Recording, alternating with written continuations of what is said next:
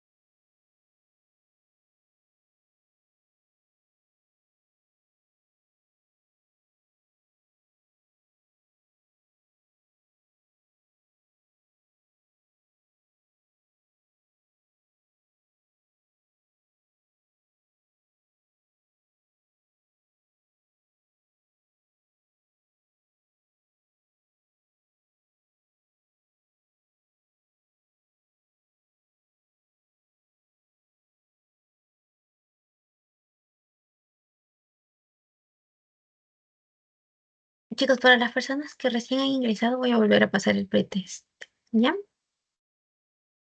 Aquí está.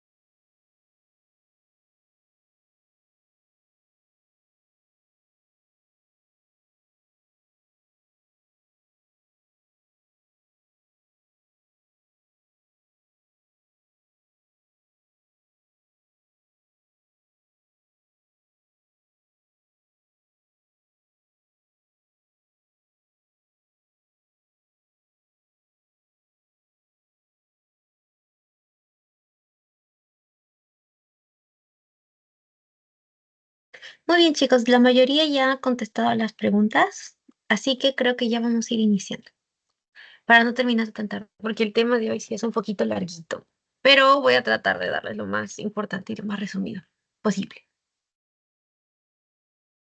A ver, déjenme les comparto pantalla. Listo. Para esta ocasión, como el tema es un poco largo y sinceramente un poco tedioso, porque a mí particularmente no me gusta mucho este tema, porque, no sé, siento que es tedioso. Me imagino que sí habrán personas a las cuales sí les gusta, ya, pero ese no es mi caso, no me gusta. Ya, olvidé que les iba a decir. Ah, ya, como es un tema un poquito larguito, como pueden observar, entonces solamente he puesto 4 preguntas, ¿ya? Si no entienden, igual, bueno, pues las vamos a responder juntos. Entonces vamos a iniciar. Primero, como los consejos que siempre les doy, ¿no? Para los exámenes y sobre todo el examen de ustedes, que es ya literalmente ahorita, de esta semana a la próxima semana, les sugiero que vayan repasando desde ahora, porque si no, no se les va a quedar en la cabeza, ¿sí? Eh, si pueden ir estudiando ya desde este momento, hoy lunes, entonces creo que van a llegar preparados y listos para aprobar el examen de patología, ¿sí? O sea, no esperen un día o 2 días antes para estudiar para el examen, porque no se les va a quedar. Tanta información no se puede retener en tan poco tiempo, ¿sí? Sí, se sobresatura la cabeza. Entonces, estudien de a poquito desde hoy, las patologías más importantes. En este caso, vamos a tratar enfermedades de la mama femenina, tumores benignos y malignos. Pero hay algunas cosas adicionales que yo les voy a explicar. Primero, una de las cosas que más vienen en general en los exámenes de medicina y bueno, en patología, va a ser la mastopatía fibroquística. Y esa patología les sugiero que se la aprendan bien. Otra cosa u otro tema muy importante que posiblemente les vaya a venir en el examen, y de hecho, al menos una pregunta les va a venir en el examen, es cáncer de mama, ¿sí? O fibroadenoma, porque fibroadenoma siempre viene. Y si no, tumor filoides, ¿ok? Entonces, esos 4 son los principales que yo quiero que se lleven porque son los 4 más importantes en general, ¿sí? Entonces, repito, los más importantes, primero, la mastopatía fibroquística, segundo, cáncer de mama, todo, factores de riesgo, epidemiología, genética, características, cuáles son los tipos de más comunes, tipos de cáncer de mama más comunes, eh, fibroadenoma y tumor filoides. ¿Y cuáles son sus diferencias? ¿Ok? Muy bien. Entonces, bueno, ya ahora sí, iniciando netamente con la clase, para hablar de mama, primero tenemos que ver un poco cuál es la distribución anatómica de lo que viene a ser, pues, la glándula mamaria, ¿verdad? Nosotros llamamos mama, o sea, la mama femenina, a las glándulas, pero también a la grasa que está alrededor de las glándulas, ¿no? Todo eso conforma la mama. Ahora, cuando nosotros hablamos de enfermedades, principalmente vamos a observar, por ejemplo, esta terminación que se le llama unión ducto-lobulillar, ¿ya? Esa es la última unidad de la mama. Ahora, acá, como pueden observar también, esperen, voy a poner puntero, ya. Entonces, como pueden observar acá, hay diversas lesiones que pueden aparecer en diversos lugares de la mama, ¿sí? Por ejemplo, a ver, primero vamos a señalar las partes ya. Primero, tenemos acá los lobulillos, ¿no? Los lobulillos que son los que tienen forma así de nubecita, y los conductos, ¿sí? Estos conductos son chiquitos que al final se terminan uniendo con otros conductos y finalmente terminan en los conductos grandes, ¿ya? Estos son conductos pequeños y estos son los conductos grandes, que son al final los conductos terminales por donde termina teóricamente la madre secretando la leche, ¿sí? Entonces, después tenemos a 2 tipos de estromas que tenemos que conocer, que es el estroma intralobulillar, que es el estroma que se encuentra dentro del lobulillo, y el estroma interlobulillar, que es el estroma que se encuentra entre lobulillo y lobulillo, ¿ya? Y después hay 2 tipos de células que también deben recordar, las células luminales y las células mioepiteliales, ¿ok? Esos son los 2 tipos de células que vamos a encontrar acá en la mama. Entonces, haciendo un repaso de todo eso, conductos y lobulillos terminales, los conductos grandes, el estroma intralobulillar, el estroma interlobulillar y los 2 tipos de células que vamos a encontrar, ¿no? Las células luminales y las células mioepiteliales. ¿En dónde se encuentran las lesiones más comunes? Por ejemplo, la mastopatía fibroquística, bueno, dentro de la mastopatía fibroquística vamos a encontrar los quistes, ya, los quistes de mama. Estos quistes generalmente se van a ubicar acá, en los lobulillos y los conductos terminales. Hay otras enfermedades, lesiones de la mama, como las que vamos a ver también, ¿no? La adenosis esclerosante, el papiloma, la hiperplasia o la hiperplasia típica e incluso el carcinoma, que se pueden también ubicar en los conductos y los lobulillos terminales, ¿sí? En los conductos grandes, es decir, a nivel de esta zona, la metaplasia escamosa de conductos, también papiloma, el papiloma de conductos grandes, la enfermedad de Payet, que en este caso no la estamos tratando, éstasis de los conductos. A nivel del estroma intralobulillar, ahí tenemos al fibroadenoma y al tumor filoides, ¿sí? Los dos se ubican en el mismo lugar, o van a nacer en el mismo lugar, ¿ok? El fibroadenoma y el tumor filoides, en el estroma intralobulillar. Y después en el estroma interlobulillar vamos a encontrar a la necrosis grasa, lipoma, fibromatosis o sarcoma. De todos, el más importante es la necrosis grasa, ¿ya? La necrosis grasa. Muy bien, en general estos son los cambios a lo largo de la vida que tiene la mama. Por ejemplo, esta es la mama de una mujer joven y esta también es la mama, histológicamente hablando, de una mujer joven. Entonces, poco a poco el tejido glandular va a irse atrofiando y va a ir disminuyendo. Miren, todas estas son las glándulas, las glándulas. Acá ya poco a poco van disminuyendo y aquí pues ya es una mama más fibrótica que glandular, ¿no? O sea, hay más cantidad de grasa que de glándulas, ¿sí?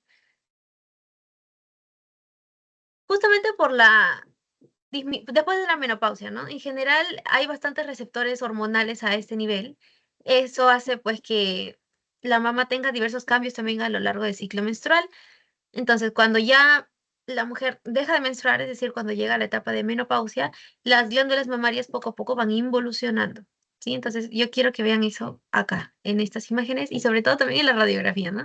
Acá vemos una mama bastante densa, con poco tejido. Esto blanco que ven, esa es, teóricamente es la glándula, ¿sí?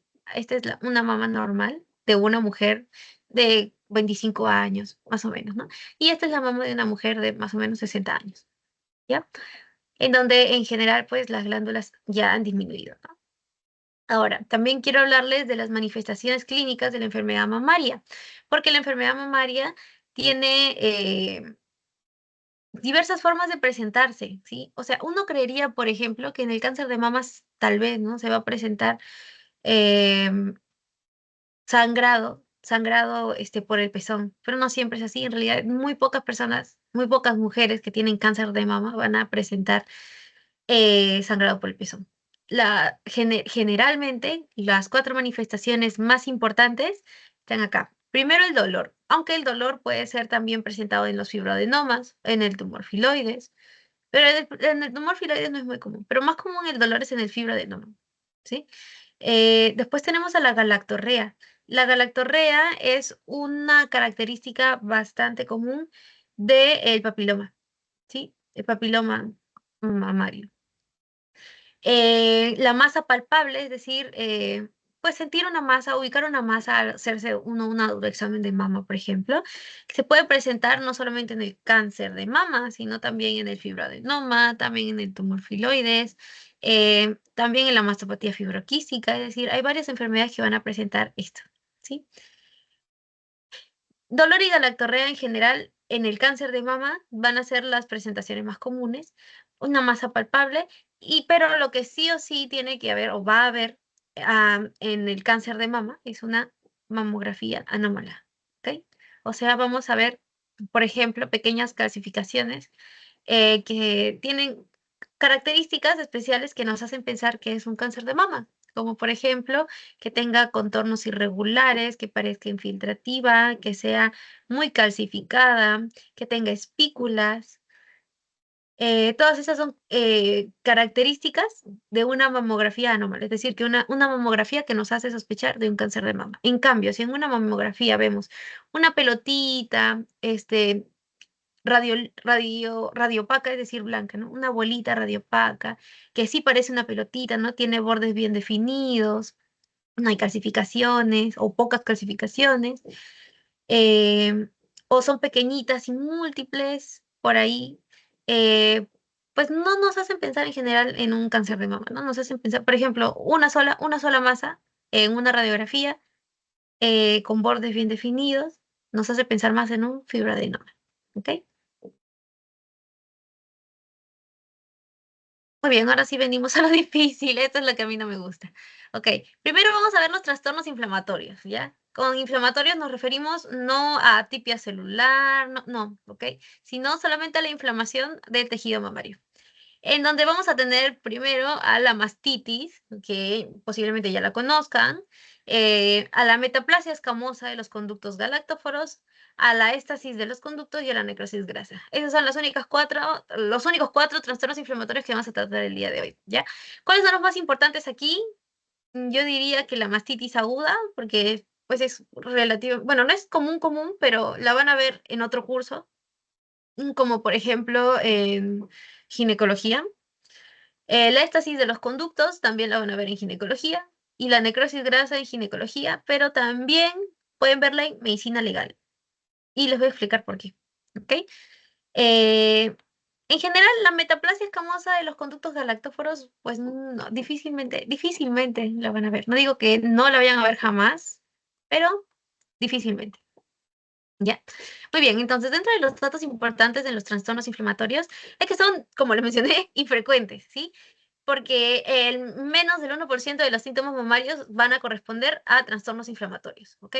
Las causas generalmente son infecciones, generalmente y a la cabeza, pues van a estar los conocidos Staphylococcus aureus, porque acuérdense que al Staphylococcus aureus le gusta vivir en la piel, ¿ya? Yo quiero que entiendan eso.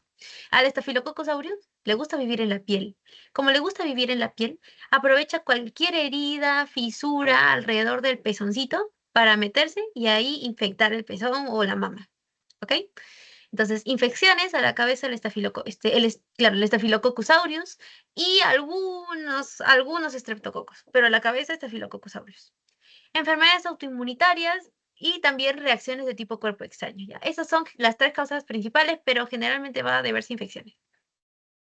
Es ahí en donde nosotros vamos a ver a la mastitis aguda, ¿ya?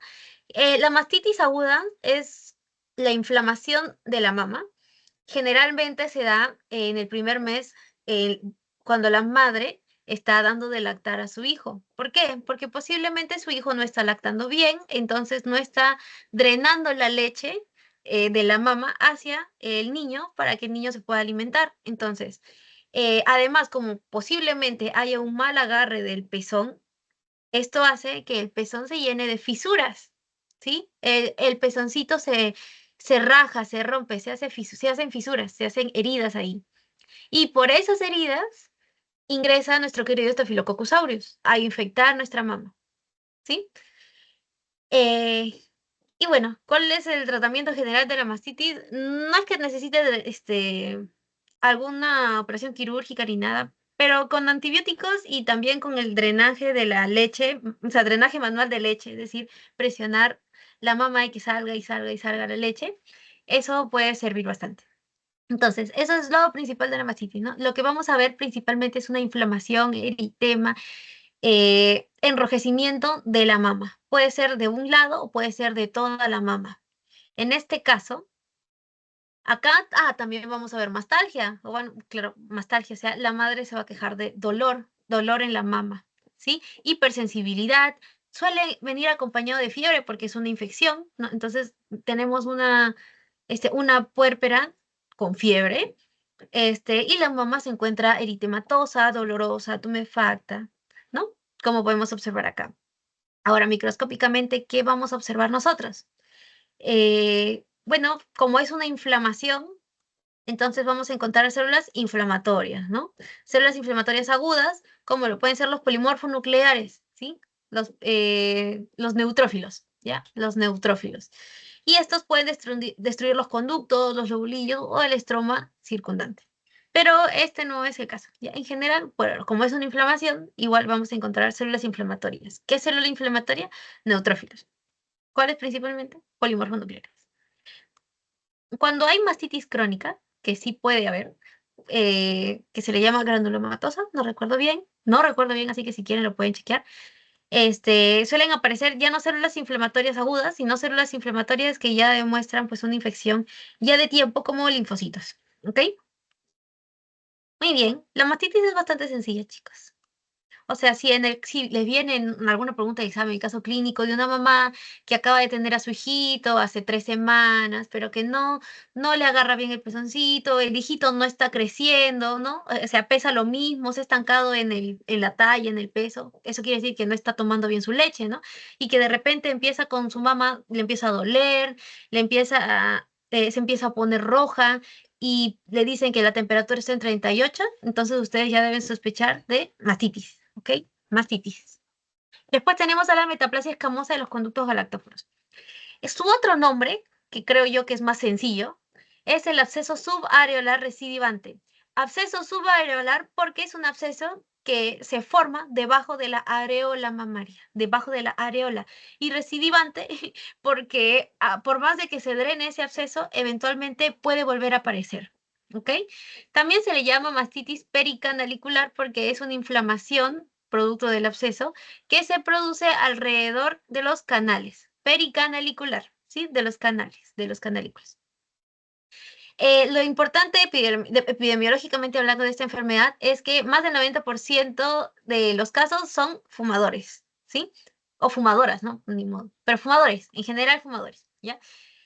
Y lo que vamos a poder observar es una masa subareolar, que ese es el absceso, que es eritematosa y dolorosa. Y a veces podemos encontrar un pezón invertido, ¿ya?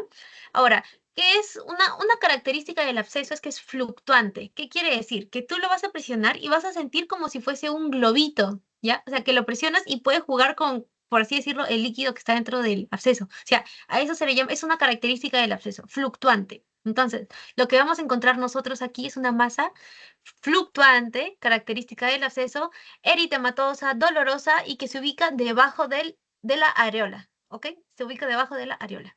Para los que no saben qué es la areola es la parte de la mama que se encuentra alrededor del pezón y que es hiperpigmentada. O sea, claro, la parte hiperpigmentada de la mama. Esa es la areola, ¿ok? Entonces, aquí podemos ver, por ejemplo, allá, lo que pasa en la metaplasia escamosa es que este tejido, ¿no? Que es escamoso, es como si hubiese una hiperproducción, ¿ya? Entonces, hay un cambio en este tejido que hace que hay una sobreexpresión de queratina, ¿ya? A ver, ¿cómo le explico? Ya, como dice metaplasia, entonces el tejido normal de esta zona cambia a un tejido escamoso. El tejido escamoso es el tejido de la piel. Y ustedes saben que la piel poco a poco se regenera, ¿no? O sea, esta piel no es la misma que nosotros tuvimos la semana pasada, no, porque poco a poco las células se van muriendo, ¿no? Por la capa más superficial que es la capa córnea de la piel, ¿verdad?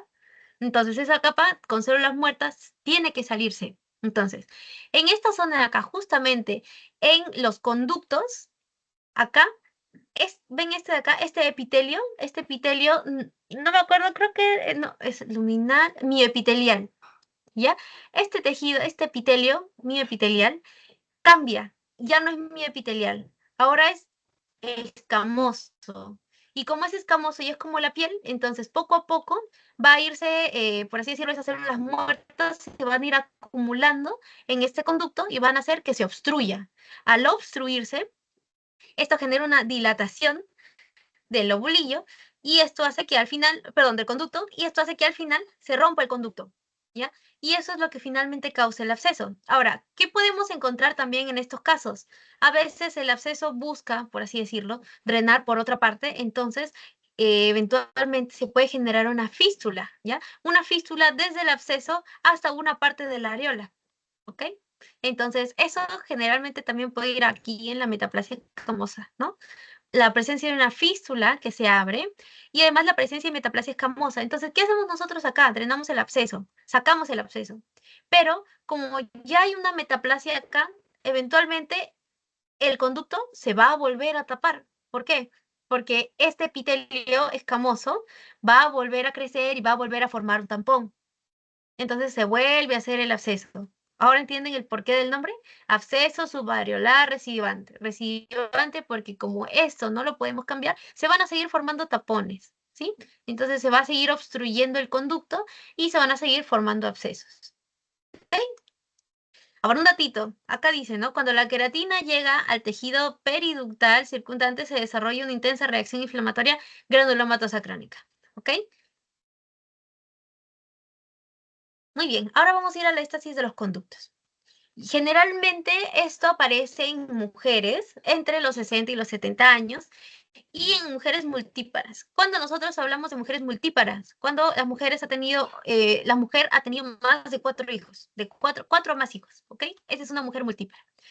Y se manifiesta como una masa palpable a nivel periareolar, ¿no? Areolar, perdón, o sea, alrededor de la areola, ¿no? Y lo que vamos a encontrar aquí es una secreción blanca y espesa, que no es leche, ¿ok? No es leche, es una secreción blanca y espesa. En este caso, no hay dolor y tampoco eritema, como en el que vimos anteriormente, como en la mastitis aguda, no hay dolor ni eritema, ¿ok? Aquí solo es secreción blanca y espesa, ¿ok? Entonces, el conducto con ectasia está ocupado por estos desechos, ¿no? Por el desecho de la secreción blanca, por esta secreción blanca. Entonces, esto se llena de fibrosis y también se llena, pues, de inflamación, ¿no? O sea, se inflama. O sea, no se inflama, sino que empiezan a aparecer células inflamatorias. Y esto hace que haya finalmente una reacción fibrosa, ¿sí? Entonces se puede formar una masa. Es por eso que se forma la masa, ¿no? Al final como una masa palpable. Eh, y en realidad su diagnóstico diferencial puede ser un carcinoma invasivo. ¿Por qué? Porque a la palpación se siente como un carcinoma invasivo. Y de hecho, en la mamografía, como esto tampoco, no es que tenga una forma exacta, así como el fibroadenoma, entonces también puede simular un carcinoma invasivo. Por lo que en la ectasia de éstasis de conductos, perdón, un diagnóstico diferencial importante es el carcinoma invasivo. Y después tenemos a la necrosis grasa, ¿sí? Que en general se puede presentar de muchas formas, pero no, o sea, puede presentarse como una masa palpable, por ejemplo, una masa palpable no dolorosa, o puede presentarse con un engrosamiento de la piel, o con retracción de la piel, o con densidades o calcificaciones en la mamografía, ¿ok? En general, ustedes van a marcar en la pregunta un consejo, ¿no? O sea, ustedes van a sospechar que es necrosis grasa si ha habido un antecedente de traumatismo o cirugía en la mama. Y es ahí en donde yo les mencionaba ahí medicina legal. ¿Por qué? Porque hay muchas mujeres que son maltratadas, físicamente, obviamente, y que en estas mujeres maltratadas, cuando se les hacen los exámenes legistas, pues suelen tener en algunos casos necrosis grasa, ¿ok? Entonces la necrosis grasa sí, tal vez lo pueden ver por ahí en medicina legal, pero para que se les quede ahí en la cabecita, ¿ya? Entonces la necrosis grasa está relacionada al antecedente de traumatismo o cirugía en la mama y que puede estar relacionada también a violencia intrafamiliar, violencia doméstica, maltrato a la mujer, etcétera, etcétera, ¿no? Muy bien. Entonces, todo inicia con una lesión aguda, ¿ya? En la microscopía, obvio, ¿no? Todo inicia con una lesión aguda, en donde vamos a encontrar hemorragia, necrosis grasa licuefactiva y neutrófilos y macrófagos, es decir, células inflamatorias agudas, ¿no? Eventualmente, después de esto, vamos a encontrar células gigantes, calcificaciones y hemosiderina. ¿Por qué? Porque la sangre, pues, se degrada y pasa de hemoglobina a hemosiderina, ¿ok? Y finalmente todo termina en tejido cicatricial y tejido fibroso, ¿ya? Esa es la cronología de la lesión.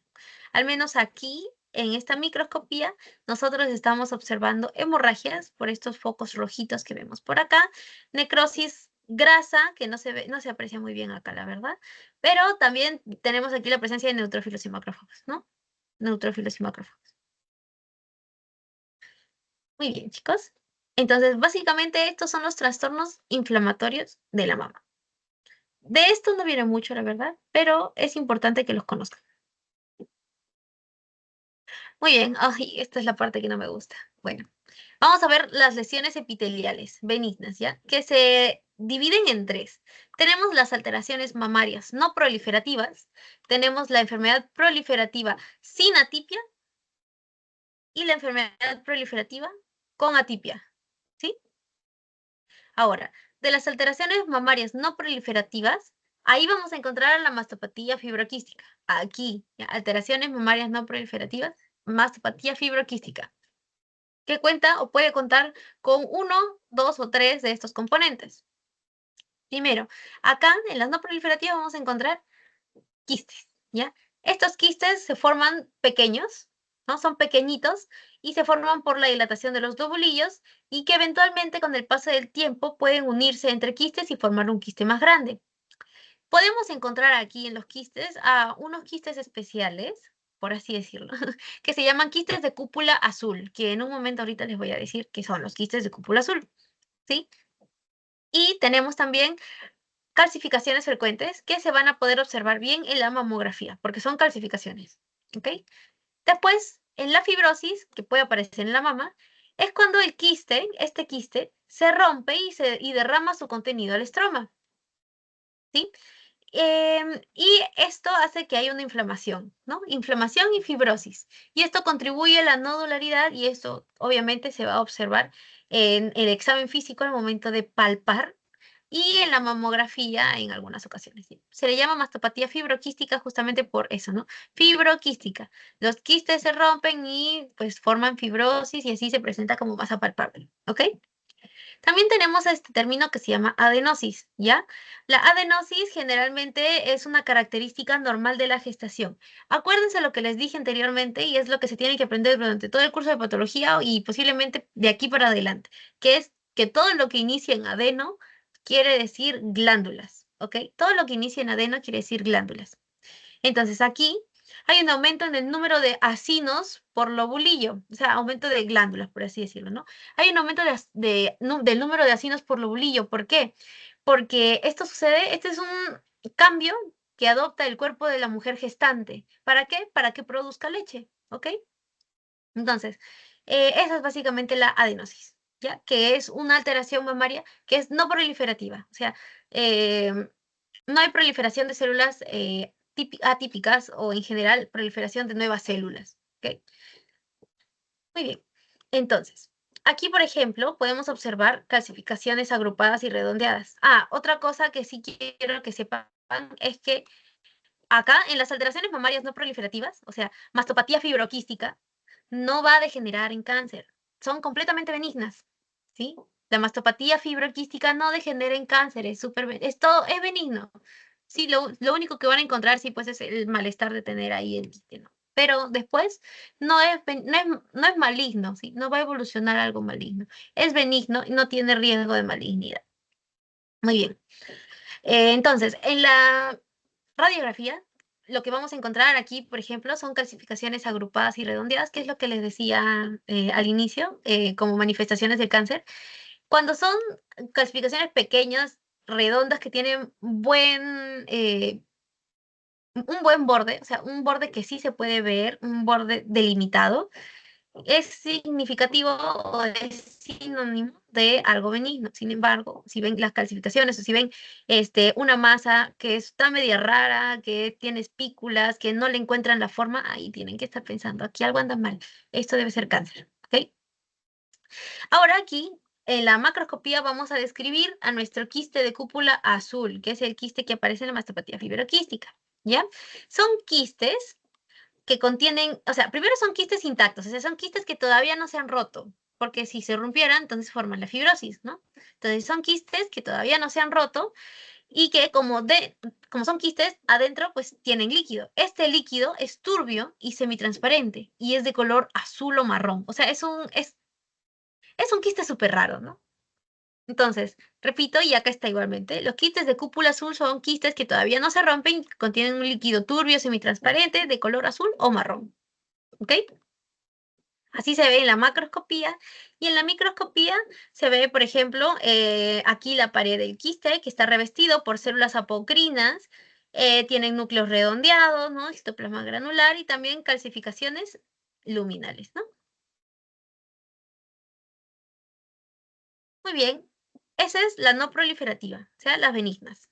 Ahora vamos a ver las enfermedades que sí son proliferativas, es decir, en donde vamos a ver un aumento de las células, pero que estas células son normales, no tienen atipia, no son células deformes, ¿ya? O sea, son células normales. Aquí hay varios puntos por tocar. Ya son 4 principales los que vamos a ver. La hiperplasia epitelial, la adenosis esclerosante, la lesión esclerosante compleja y el papiloma. Ya. Primero, en general, para que sepan que,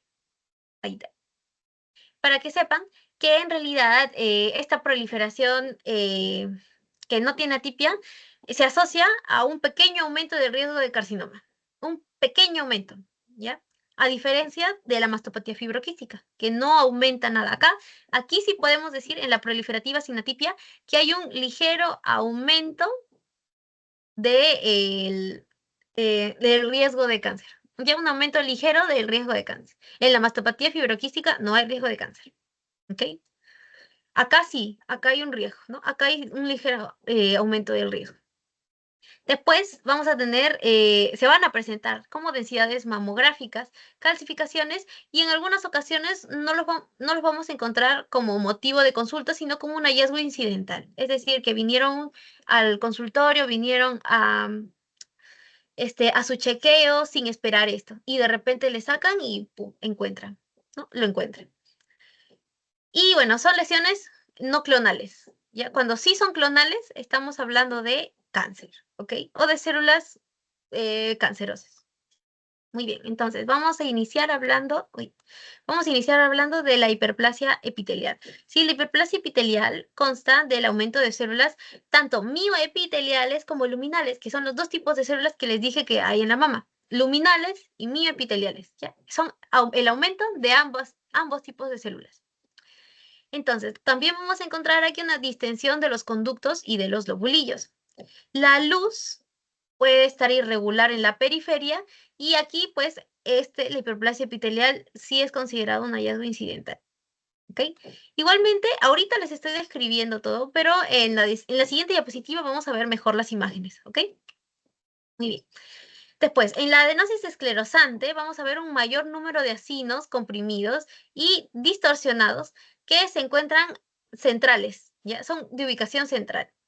Aquí también en la adenosis esclerosante vamos a poder ver hileras dobles de células. Y generalmente el motivo de consulta médica es que sienten una masa palpable o que en la radiografía les ha salido una densidad radiológica.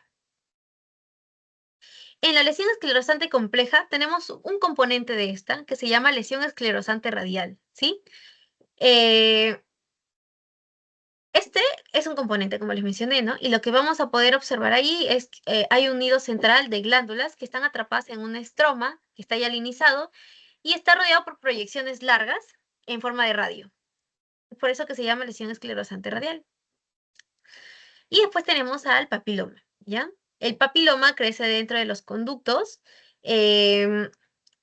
Vamos a ver que sus ejes fibrovasculares están o se ramifican. Cuando se encuentran en los conductos grandes, se ubican en los senos galactóforos del pezón y son únicos, ¿ya? Y el 80% de los papilomas de los conductos grandes producen secreciones por el pezón, que es lo que les mencioné anteriormente, a veces galactorrea, ¿ok? Entonces, todas estas 4 lesiones las tenemos justamente aquí. Este es un acino normal con una sola capa de células mioepiteliales y una capa de células luminales, ¿sí? Una capa y una capa. Así debe estar normalmente distribuido. ¿Qué pasa en la hiperplasia epitelial? Hay un mayor número de ambos, ¿verdad? Hay un mayor número de células mioepiteliales y de células luminales. Miren, aquí ya no hay dos líneas, aquí no, una capa y una capa. No, aquí se ha perdido completamente esa estructura, ¿sí? Em, por la hiperplasia, ¿sí? Y lo que vamos a encontrar son estos agujeros que les dije, ¿no? Estos agujeros irregulares que tienen forma de hendidura a la periferia de la lesión, ¿sí? En la periferia, no al centro, en la periferia. En la adenosis esclerosante vamos a ver a los acinos. Miren, estos son los acinos, están comprimidos y están distorsionados por la presencia del estroma. Y en las luces, que aquí no se ve muy bien, ya no le puedo hacer más zoom, pero si pueden observar, a ver, si pueden observar por adentro, por aquí, por ejemplo, hay una calcificación, por aquí hay otra calcificación, por aquí hay otra calcificación, y así van a poder observar calcificaciones en las luces de los acinos, ¿sí? Muy bien. Después en la lesión esclerosante radial, ¿sí? Entonces tenemos acá nuestro nido central de túbulos pequeñitos, ¿no? Que están atrapados en este estroma fibroso, en donde vamos a ver proyecciones, estas proyecciones que estoy señalando, que es epitelio con hiperplasia, y la formación de quistes pequeños, ¿no? La formación de quistes, por acá, ¿sí? Y tenemos al papiloma intraductal, que como pueden observar, tiene su eje fibrovascular central, que se extiende desde la pared, ¿no? Acá está la pared, este es su eje fibrovascular, y este es el papiloma, y se ramifica dentro de la luz, acá, ven cómo se ramifica, ¿no? Ven cómo se ramifica, ¿sí? Ese es el papiloma intraductal. Muy bien, esas son las lesiones proliferativas sin atipia. Estas lesiones proliferativas sin atipia pueden evolucionar a enfermedad proliferativa con atipia.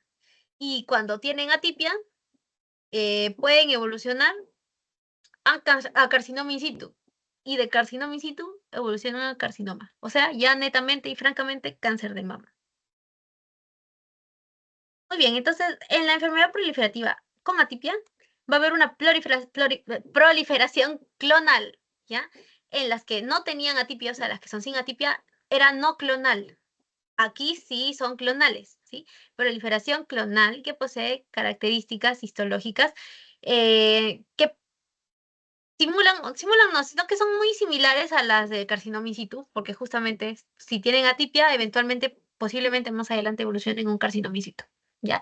Entonces, tienen un riesgo moderadamente aumentado de carcinoma y comprende dos formas, la hiperplasia ductal atípica y la hiperplasia lobulillar atípica, ¿ya? La hiperplasia ductal atípica eh, se puede observar entre el 5 y el 17% de las biopsias que se realizan por calcificaciones, ¿sí? Y la hiperplasia lobulillar atípica es bastante poco común, generalmente suele ser encontrada como un hallazgo incidental y dentro de todas las biopsias representan o van a representar menos del 5%, o sea, son bastante poco comunes. Más común es la hiperplasia ductal atípica. Y aquí están sus características, ¿ya? Entonces, la hiperplasia ductal atípica tiene un parecido histológico al carcinoma ductal in situ, ¿ya? Entonces, vamos a poder observar que ocupa parcialmente los conductos afectados y vamos a poder observar también una población mixta de células, ¿ya? ¿Por qué mixta? Porque vamos a ver células cilíndricas en la periferia y vamos a ver células redondeadas o redondas en el centro de la lesión, ¿sí? Y en la hiperplasia lobulillar atípica vamos a ver células igualitas al carcinoma lobulillar in situ. En este caso, las células no van a ocupar, tampoco van a distender los acinos, los lobulillos, no, sino que vamos a poder encontrar este tipo de células pequeñas, uniformes, redondeadas, que tienen poca cohesión entre sí, o sea que no están bien unidas, no están bien conectadas. Y ahora vamos a ver por qué, ¿sí? Acuérdense de esa característica en el lobulillar, ¿sí? Que no parecen no estar bien conectadas, parecen no estar bien pegadas. ¿Por qué razón? Ahorita lo vamos a ver. Uy. Ay, primero tengo que pasar por esto. Ya, muy bien. Ya. Ahora vamos a hablar del cáncer de mama, ¿ok? En general, acá estoy poniendo, oye, les voy a explicar primero lo más importante, ¿ok? Porque hay muchas cosas de las cuales hablar en el cáncer de mama, ya. Pero dentro de los datos importantes es la hiperplasia, o perdón, la neoplasia maligna no cutánea más frecuente en las mujeres y la mayoría son adenocarcinomas, ¿sí? La mayoría son adenocarcinomas. Y tiene el cáncer de mama 3 subtipos biológicos que son importantes tanto en patología como en ginecología, porque dependiendo de estos receptores, la paciente va a recibir su tratamiento. ¿Ok? Tenemos 3 tipos, pero para eso tenemos que saber que el cáncer de mama, como masa, o sea, como enfermedad, tiene 3 tipos de receptores. Los receptores de estrógeno, los receptores HER2 y los receptores de progesterona. En el libro, en nuestro libro de patología, no mencionan mucho los receptores de progesterona. En ginecología sí se mencionan los receptores de progesterona, pero para hacerles la vida más sencilla, solamente vamos a escoger los dos más importantes, por así decirlo, que son el receptor de estrógenos y el receptor HER2, ¿ya? Porque con eso se clasifican los tres subtipos biológicos. ¿Cuáles son? El primero, que es el más común, que es el que tiene receptor de estrógenos positivo y HER2 negativo. Ese es el más común, entre un 50 y 65% de todos los cánceres de mama. El segundo tipo, que es HER2 positivo y puede ser RE o receptor de estrógenos tanto positivo o negativo. Ese es el segundo más común, entre un 10-20%, y el que es el menos común, por así decirlo, y de hecho es el de peor pronóstico, es el de receptor de estrógenos negativo, HER2 negativo y también receptor de progesterona negativo. A ese tumor también, perdón, a ese tipo de cáncer también se le llama triple negativo, porque a los tres receptores les ha dado negativo. ¿Y qué significa esto? Que la paciente se está quedando con menos opciones para el tratamiento, ¿sí? Si tiene los tres receptores negativos, es el de peor pronóstico, ¿ok? Ahora, lo que estábamos hablando antes, es decir, las alteraciones mamarias no proliferativas, enfermedad proliferativa sin atipia, con atipia, etcétera, aquí está su riesgo relativo de cáncer, ¿ya? En las que hablamos, las fibroquísticas, como les dije, son benignas, pero tal vez así, pero así mínimamente podrían evolucionar a cáncer, pero sí mínimamente, generalmente son benignas y no van a evolucionar a cáncer.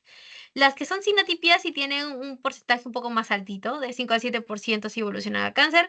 Los que sí tienen atipia sí ya empieza a aumentar el porcentaje del 13 al 17%.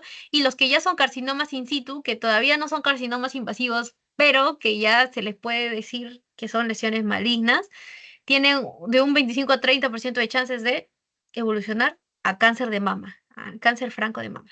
¿Ok? Muy bien.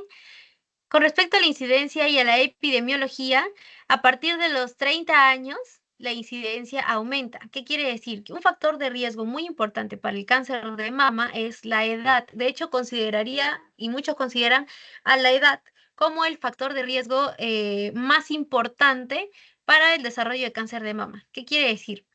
Que conforme va aumentando la edad, hay más probabilidades de que la mujer tenga cáncer de mama, ¿sí? Eh, a ver, claro, ya, eso es básicamente, ¿sí? Después tenemos a los cánceres que tienen receptor de estrógeno positivo, ¿sí?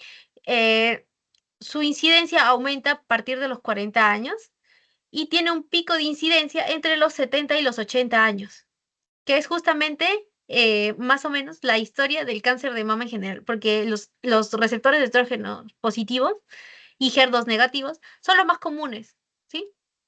Entonces, en general, los cánceres de mama funcionan de esa forma, ¿sí? A partir de los 40 años aumentan su incidencia y tienen un pico de incidencia a los 70-80 años. En cambio, los que son positivos para el receptor HER2 tienen una incidencia constante a partir de los 40 años. Desde los 40 años en adelante, la incidencia va a estar igual, más o menos, ¿no? En edades, ¿no? O sea, no es que aumente con la edad, pero esa es la historia que suele seguir el cáncer de mama, ¿ya? Acá tenemos también un cuadro de en quiénes son más comunes el cáncer de mama. Por ejemplo, en la raza blanca, para que vean que aquí la raza también es un factor de riesgo, la raza blanca tiene una alta incidencia de cáncer de mama, con una mortalidad del 17%. Las afroamericanas también tienen una alta incidencia de cáncer de mama, con, de hecho, la mortalidad, o el porcentaje de mortalidad, la tasa de mortalidad más alta, seguida de las hispanas, de las asiáticas y de las nativas americanas. En realidad también mencionan aquí a la población de judíos que, o las personas que viven por Kazajistán o por esas zonas, Irán, Irak, esas personas sí tienen bastante componente genético sobre todo. Muy bien, ahora vamos a hablar de los factores de riesgo que de hecho son un montón, ¿ya? Pero les voy a explicar un poco para cada uno, de cada uno en realidad, ¿no? Pero primero déjenme revisar porque no me acuerdo. Ya, acá está. Muy bien, entonces tenemos a las mutaciones de la línea germinal. Estas son las menos comunes, es decir, el cáncer por mutación de la línea germinal, es decir, los cánceres hereditarios familiares.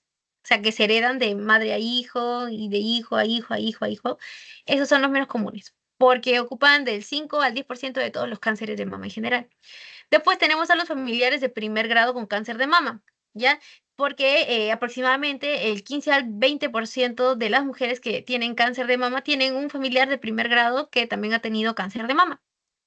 Después tenemos a la raza, grupo étnico, que es lo que les dije, ¿no? Las mujeres blancas tienen una incidencia máxima y los genes relacionados al cáncer de mama, como lo puede ser el BRCA1 y el BRCA2, son bastante prevalentes en las poblaciones judías, eh, bueno, en las poblaciones judías, ¿no? Después tenemos a la edad. Ya el riesgo de cáncer de mama aumenta a lo largo de toda la vida de la mujer y alcanza su máximo pico a los 70-80 años, que es lo que les estaba comentando. Entonces, si a ustedes les tuviesen que preguntar cuál es el factor de riesgo más, pero más importante para el desarrollo de cáncer de mama, yo diría que es la edad. ¿Ok? Eh, También tenemos la edad de menarquia, porque la menarquia a edades tempranas, es decir, antes de los 11 años, puede aumentar el riesgo de cáncer de mama en 20%. Y también la menopausia tardía. ¿Qué quiere decir esto? Como pudieron haber observado, ahí hay receptores hormonales para el cáncer. ¿Qué quiere decir? Que el cáncer es altamente sensible a las hormonas. Entonces, mientras una mujer esté más expuesta a las hormonas, va a tener mayor riesgo de cáncer. ¿Y cuando una mujer está más expuesta a las hormonas? Cuando tiene una menarquia temprana o cuando tiene una menopausia tardía.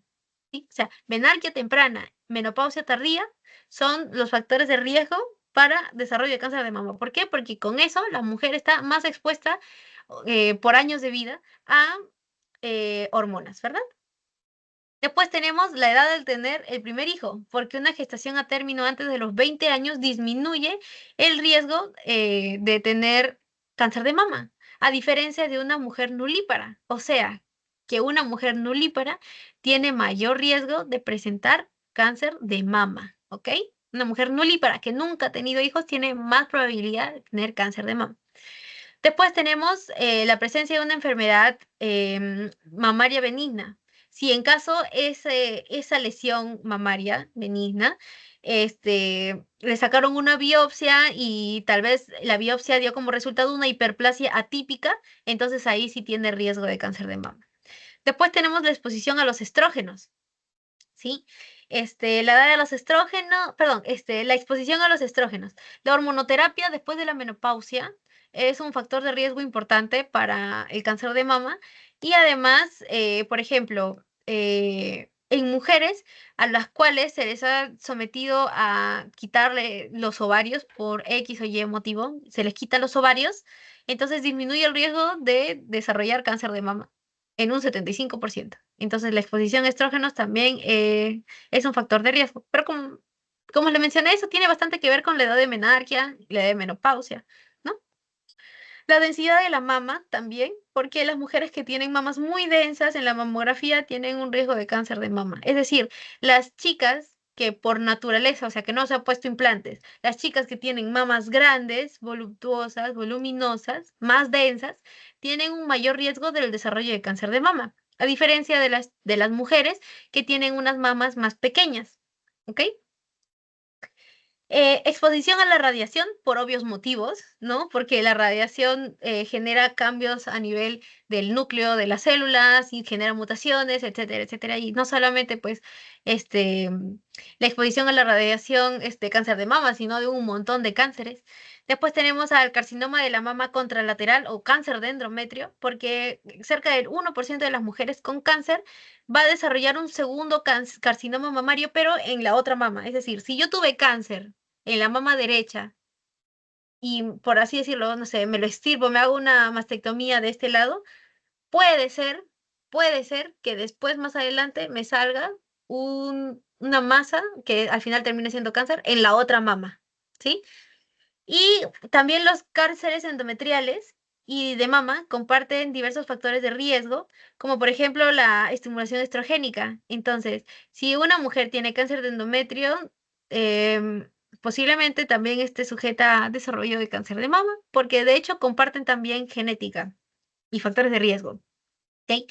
La dieta, no es que se haya encontrado un estilo de dieta específico que diga, este de aquí te puede causar cáncer de mama, pero sí se menciona que el consumo de alcohol, ya sea moderado o alto o importante, también se considera riesgo, que aumenta el riesgo del desarrollo de cáncer de mama.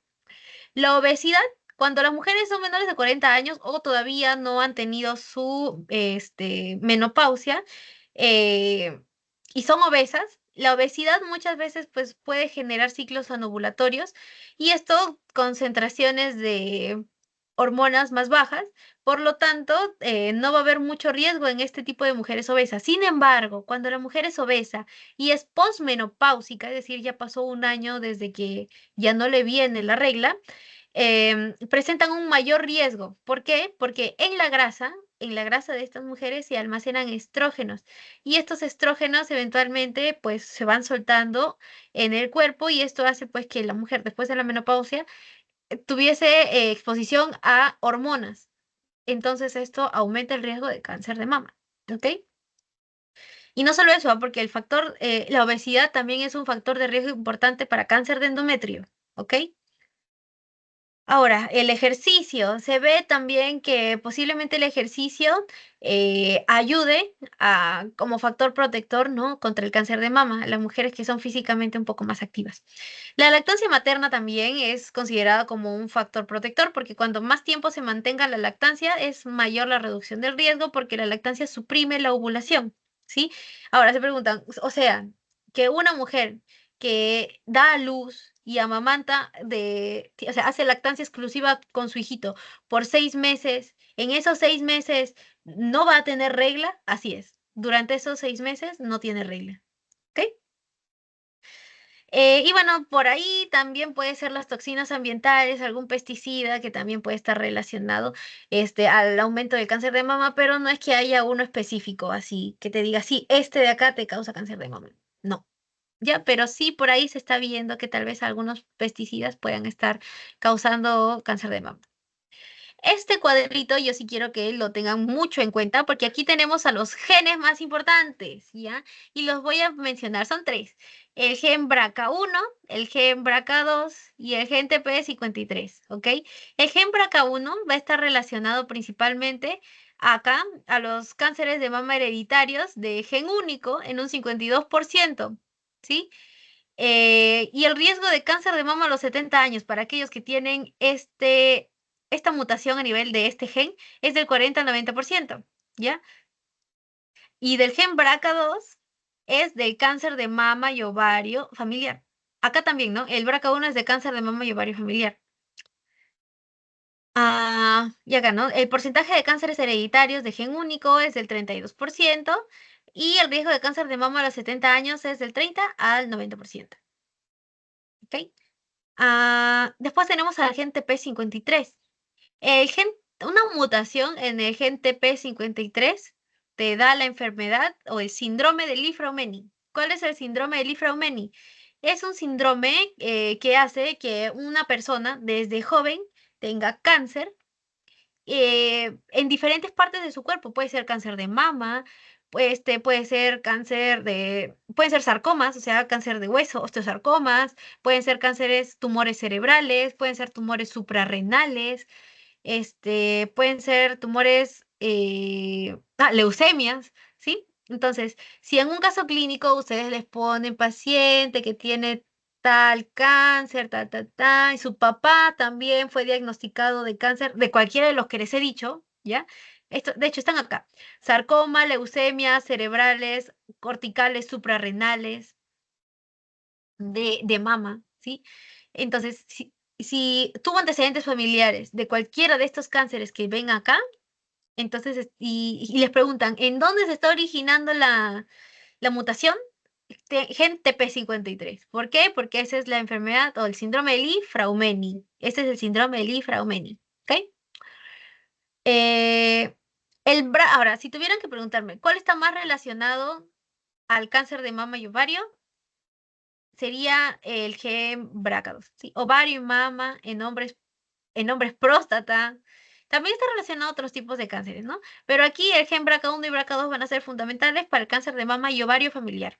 Y también para que sepan que si en una pregunta les ponen que tiene cáncer de ovario, que ha tenido antecedente de cáncer de ovario y que está sintiendo por acá una masa que no sabe qué es y bla, bla, bla, entonces si les ponen ahí cuál es el diagnóstico, ¿van a marcar fibroadenoma? No. ¿Van a marcar tumor filoides? No. Tienen que marcar cáncer de mama o carcinoma, ¿ok?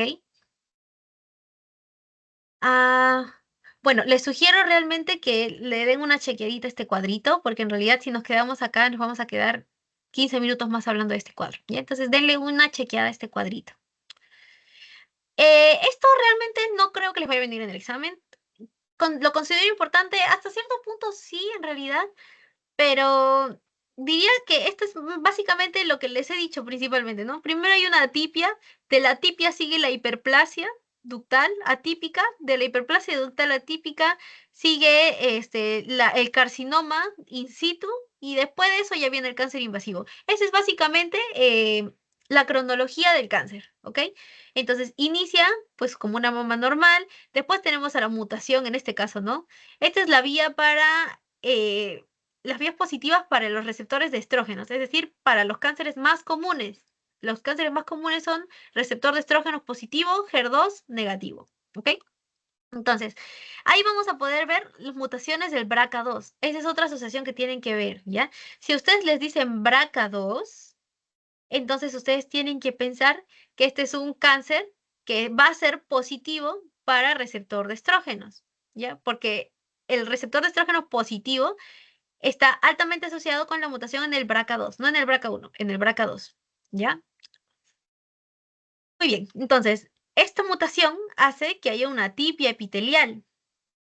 Eventualmente hay otra mutación que es de este gen, que es un poco más complicado y que no es tan importante, pero igual, pues, pues si quieren aprenderlo, no hay ningún problema. Entonces, debido a la mutación de este gen, hay una hiperplasia, en este caso ductal, porque el ductal es el más común, ¿sí? Ductal atípica, que termina como carcinoma ductal in situ, in situ.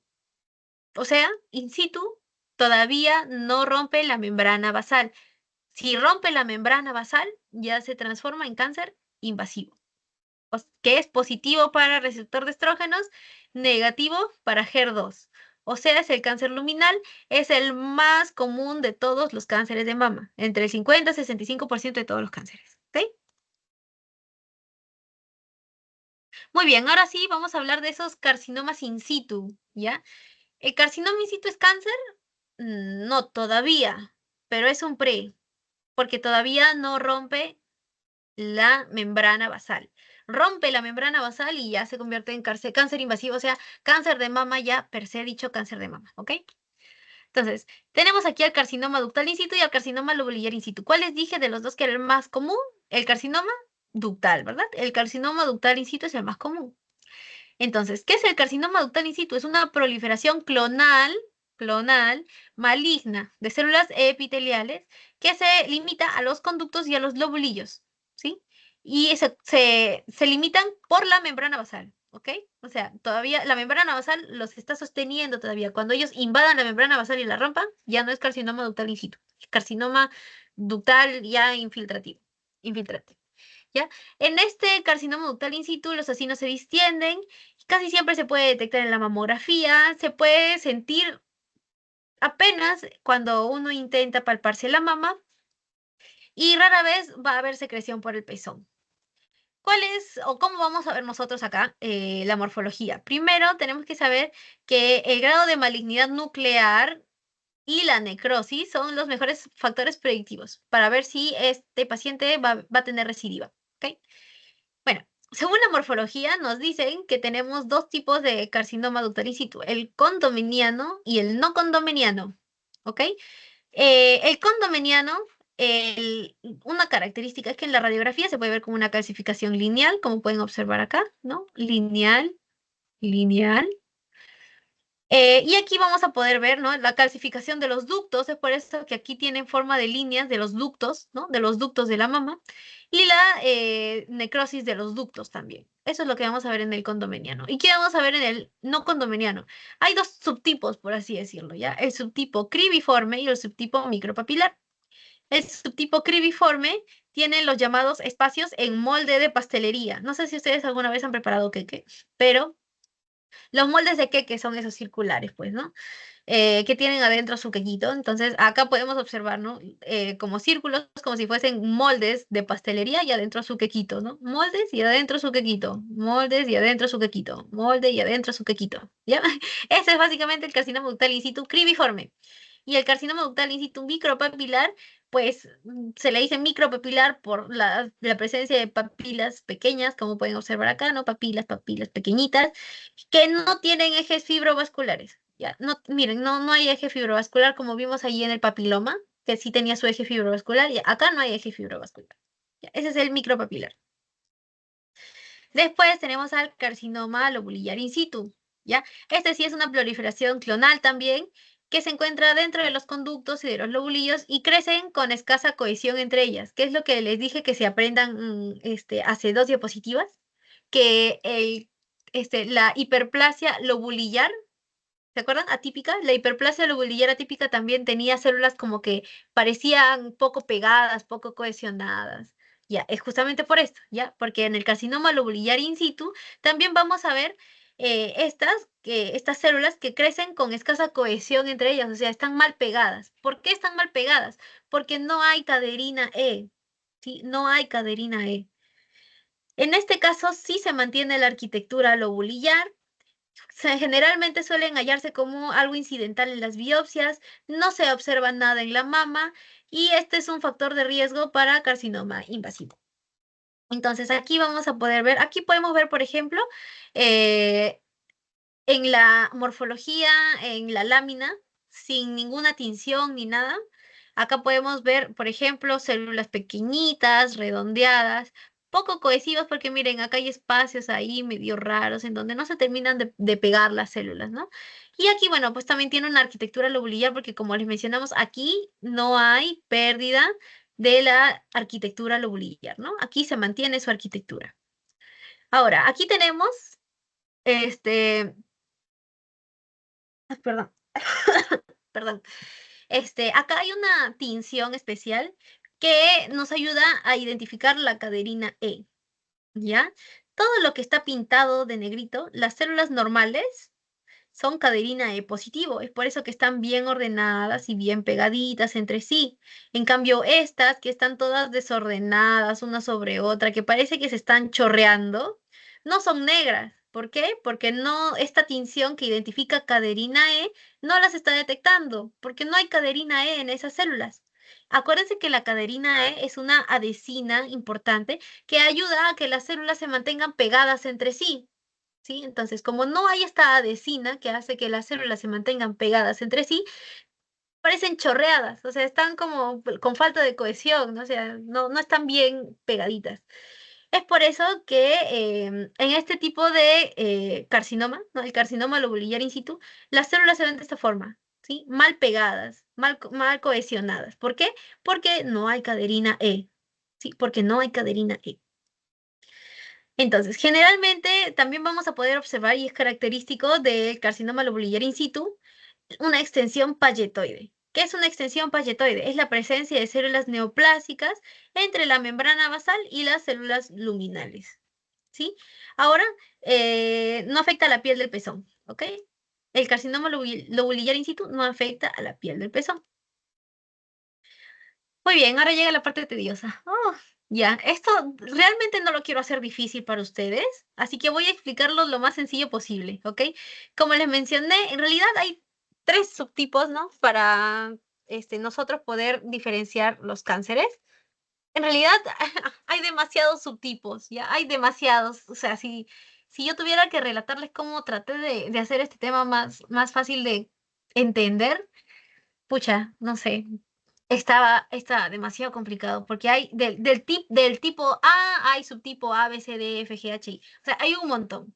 Pero lo que yo voy a hacer aquí es decirles los más importantes, ¿ok?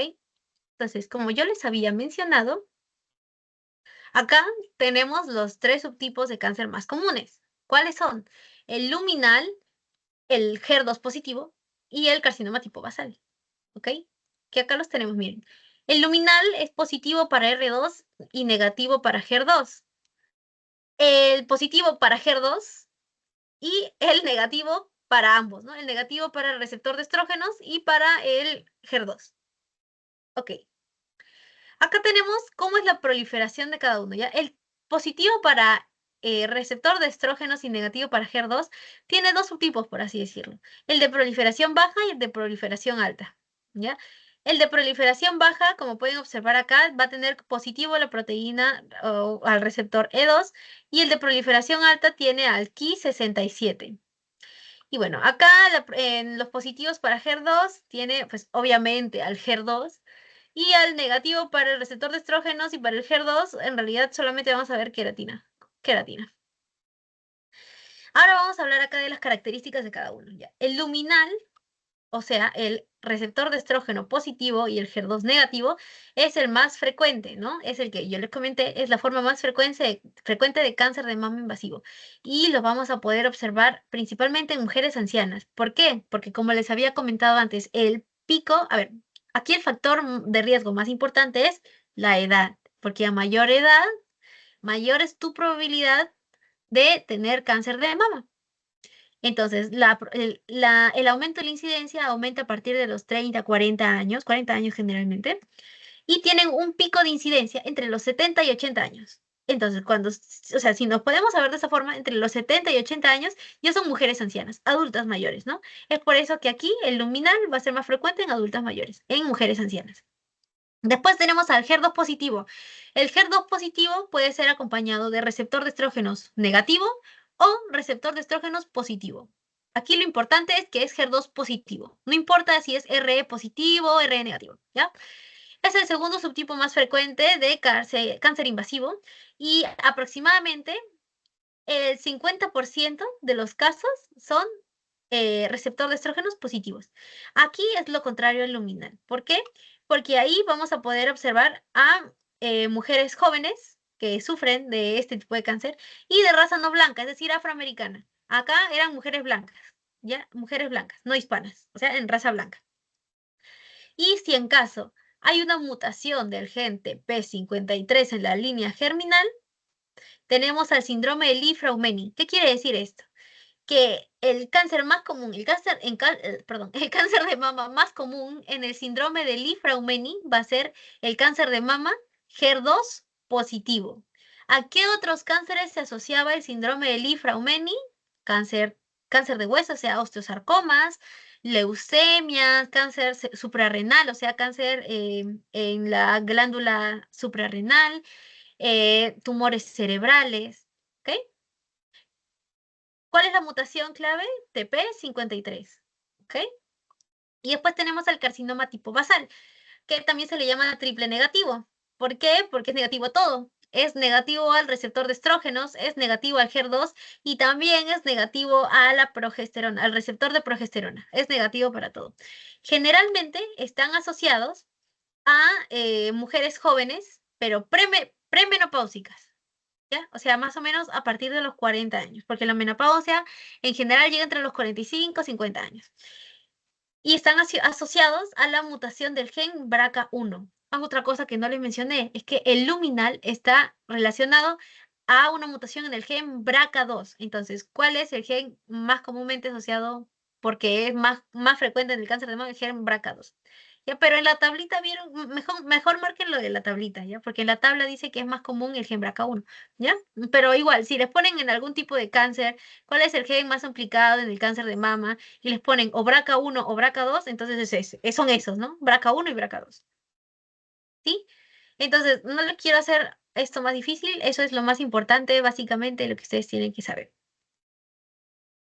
Ah, ya, estos son los subtipos. Si quieren darle una chequeada a este cuadrito, ¿no? Aquí están los positivos para receptor de estrógenos y negativo para HER2. Estos son los positivos para el HER2 y estos son los negativos para el receptor de estrógenos y el HER2, ¿sí? Ya, bueno, aquí están, chicos. Ya, el gen BRCA2 está más relacionado. Ay, algo se me va. A los de proliferación alta. Acá está. Ya, el gen BRCA2 está más relacionado a los de proliferación alta. ¿Ok?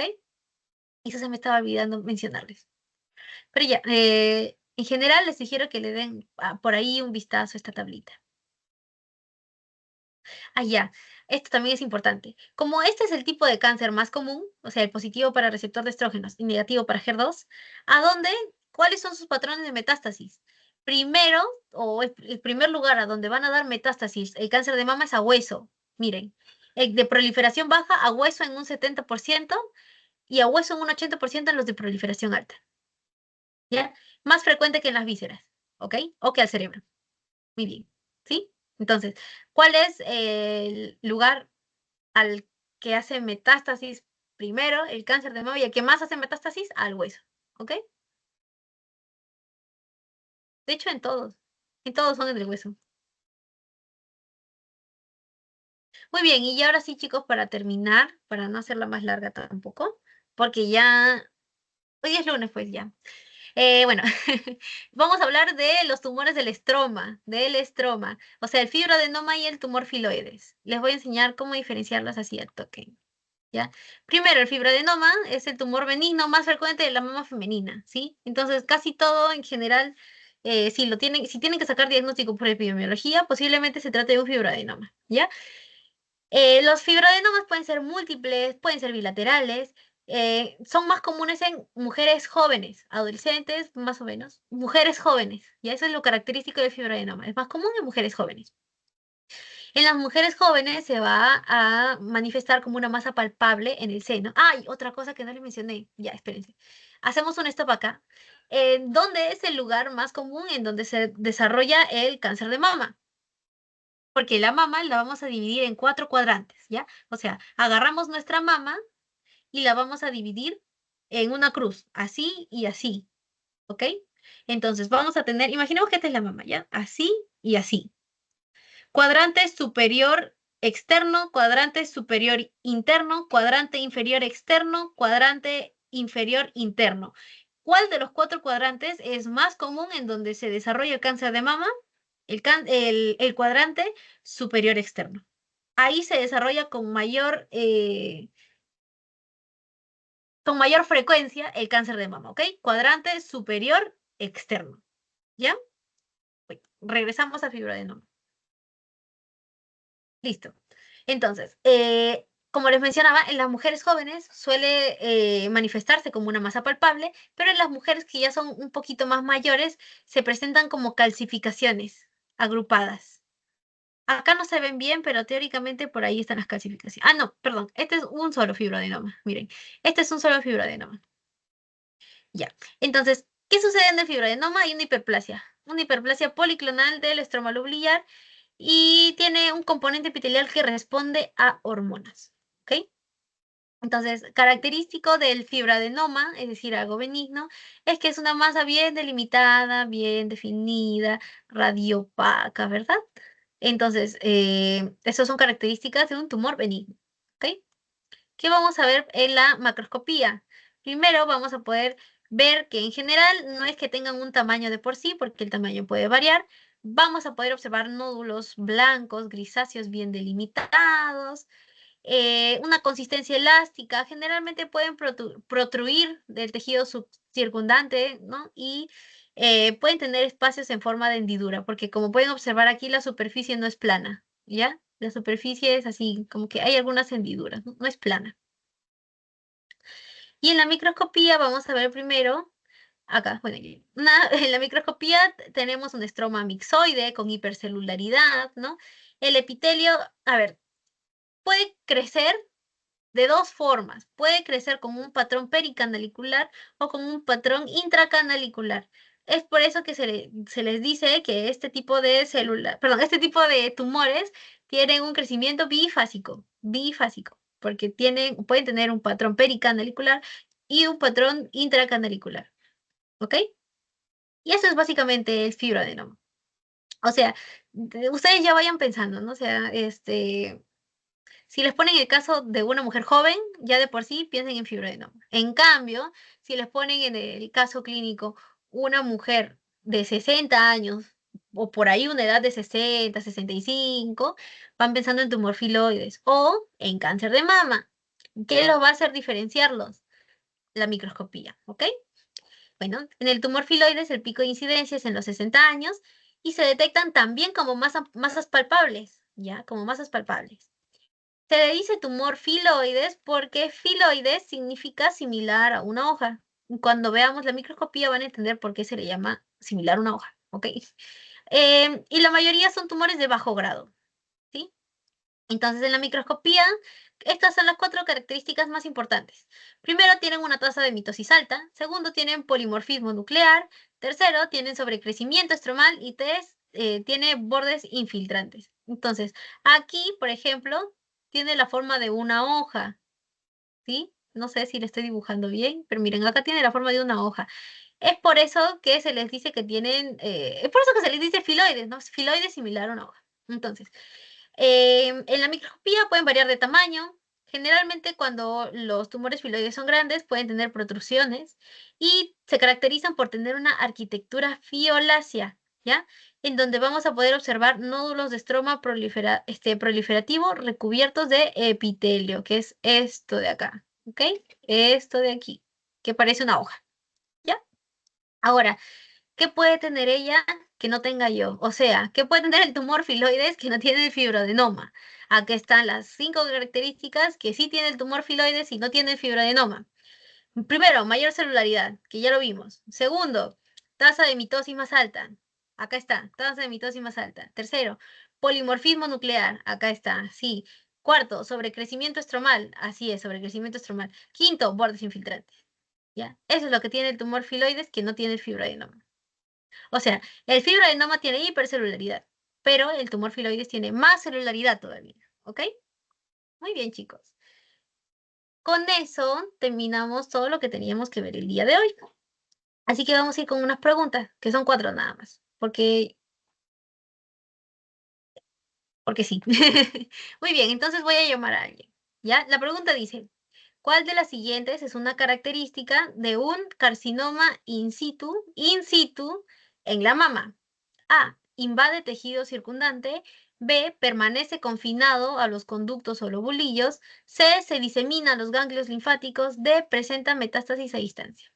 ¿Hay alguno que quiera responder, chicos? ¿O llamo? Bueno, creo que voy a llamar, chicos. Así que, ¿a quién no llamo hace tiempo? Creo que a Danae. Danae, ¿estás ahí? Sí, buenas noches. Hola, Danae, ¿cómo estás? Dime, ¿cuál crees que es la respuesta correcta? Creo que es la C. No estoy Casi, segura, la verdad. es la B. Y te voy a explicar por qué, no hay ningún problema. Cuando nosotros estamos hablando de carcinoma in situ es porque todavía no es cáncer per se, porque para que sea cáncer per se, primero tiene que haber roto la membrana basal, es decir, no tiene que estar confinado, tiene que ya haber roto la membrana basal. Cuando ya rompió la membrana basal y ya es cáncer, corre el riesgo de diseminación. ¿El carcinoma in situ se puede diseminar? No, el carcinoma in situ no se disemina, porque todavía no es cáncer per se. Cuando ya es cáncer per se, es cuando ya se puede diseminar. ¿Sí? O sea, primero tiene que pasar la membrana basal antes de diseminarse. Entonces, ¿puede presentar metástasis a distancia? No, porque es in situ, todavía no rompe la membrana basal. ¿Invade el tejido circundante? No, porque todavía no rompe la membrana basal. ¿Se diseminan los ganglios linfáticos? No, porque todavía no rompe la membrana basal. ¿Permanece confinado los conductos y lobulillos? Sí, porque la membrana basal hace que todavía permanezcan confinados ahí, hasta que se rompa la membrana basal. Una vez se rompe la membrana basal, entonces ya se convierte en cáncer y ya puede diseminarse, ya puede hacer metástasis, ya puede infiltrar. Por eso se le llama, un paso después del carcinoma in situ es el carcinoma invasivo. ¿Por qué? Porque ya invade, ya puede invadir ahí mismo, o sea, en el tejido cercano o a distancia. ¿Ok? Entonces aquí la respuesta correcta es permanece confinado los conductos o lobulillos. Muy bien, siguiente pregunta. Dice, ¿cuál es el factor de riesgo más importante para el desarrollo de cáncer de mama? Uy, esto sí lo dije varias veces. A, historia familiar de cáncer de mama. B, menarquia temprana. C, edad avanzada. D, uso prolongado de anticonceptivos orales. ¿Alguien desea responder, chicos? Porque igual voy a llamar a alguien.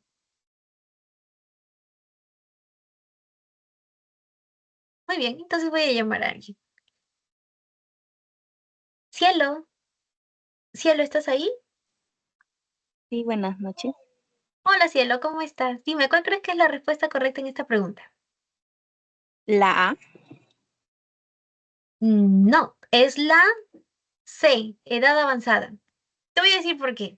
Porque en realidad la historia familiar de cáncer de mama, eh, o más bien dicho, el cáncer de mama que se hereda por historia familiar, solo comprende del 5 al 10% de todos los cánceres de mama. ¿Qué quiere decir? Que aproximadamente el 90% de todos los cánceres de mama son esporádicos, es decir, que no tienen herencia familiar, pero que sí tienen un componente genético que posiblemente se relacione, pero no es herencia familiar, ¿ok?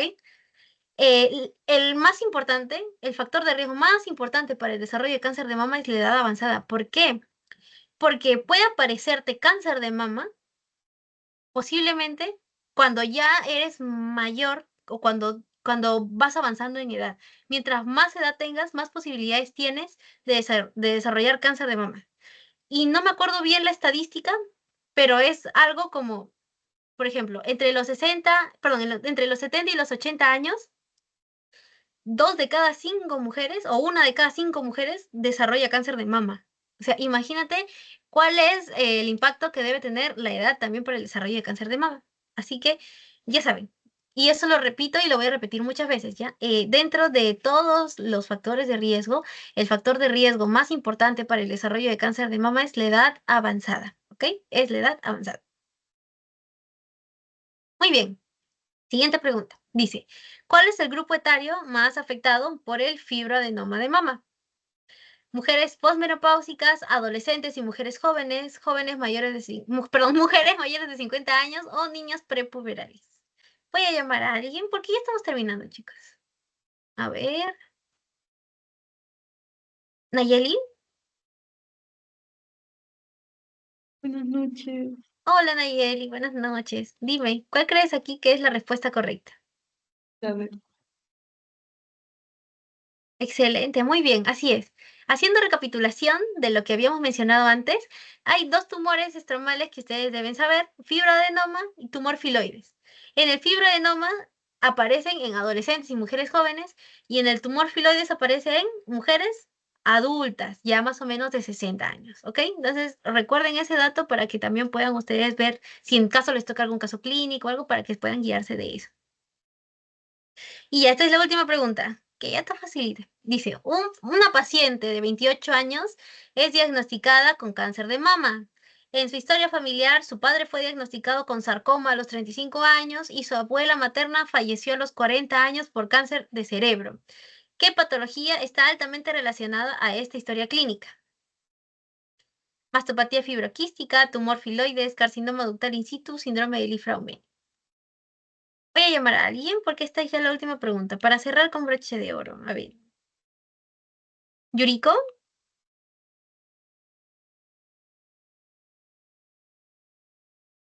Yuriko, ¿estás ahí? Ah, hola, sí, disculpa, es que estaba con mi mascota que me ladraba, perdón. No pasa nada, no te preocupes. Dime, solamente quiero que me respondas esta pregunta y ya está. Dime, ¿cuál crees tú que es la respuesta correcta?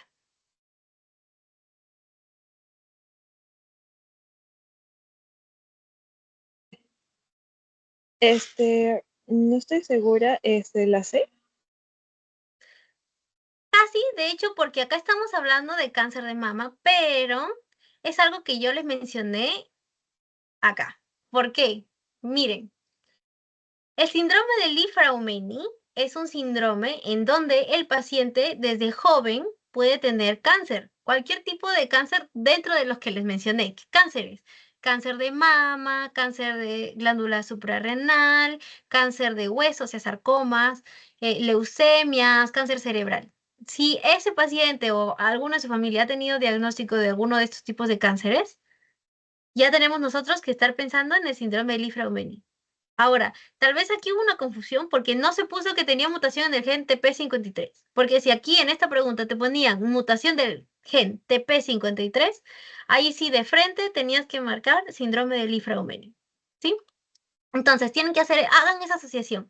Cualquiera de esos cánceres que les he mencionado, más mutación en el gen TP53, es igual al síndrome de Li-Fraumeni, ¿ok? Muy bien, chicos. Muy bien, entonces con eso es todo. Voy a darles un consejito, chicos, como les dije, vayan estudiando desde ahora. Si pueden, vayan viendo los primeros temas que se vieron acá en la clase, ¿no? Aterosclerosis, infarto, valvulopatías, miocardiopatías, bueno, vayan viendo todo lo que es corazón para que puedan ir estudiando. Este, y nada, chicos, creo que ya sí, porque ya son las 9:38, voy a mandarles de una vez el link del pretest, perdón, postes. ¿Está?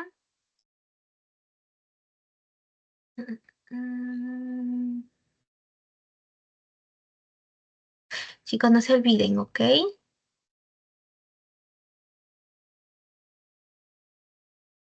A ver, ya. Muy bien, chicos. Entonces aquí les estoy mandando el link del post-test para que lo puedan llenar, para que se pueda completar su asistencia.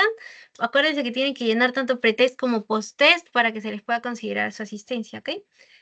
Muy bien, chicos. Entonces con eso es todo el día de hoy. Sé que ha sido bastante tedioso porque como les dije, a mí no me gusta este tema, la verdad. O sea, hay temas que sí me gustan estudiar y los disfruto estudiándolos, pero este no es uno de ellos, ¿ya? Entonces yo entiendo que tal vez estén. Además es lunes, pues hoy día, el peor día de la semana todavía, pero bueno, para mí es el lunes, ¿no? Porque descanso fin de semana y el lunes ya comienzo fuerte. Pero bueno, chicos, nada, que les vaya súper bien en la semana, prepárense para el examen, porque ustedes lo van a aprobar, ¿ya? Ustedes tienen que ir con la mentalidad de que van a aprobar ese examen y que van a destruir ese examen, ¿ok? Entonces, nada, chicos, resuelvan su post-test, por favor. Y ya nos vemos el domingo para ya nuestra última asesoría antes de su parcial. ¿Ok? Chao, chicos. Cuídense. Tengan bonita semana.